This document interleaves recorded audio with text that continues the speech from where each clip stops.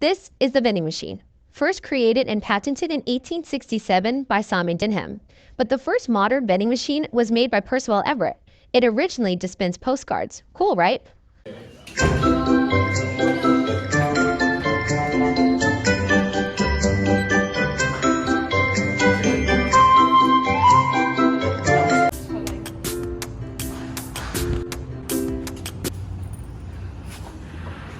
Damn, I'm hungry. Oh. I wonder what there is today. There's no food? Need food. Need food. Need food.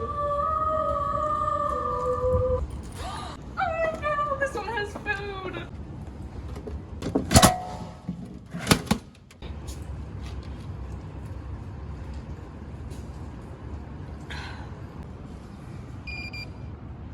The vending machine takes multiple forms of payment.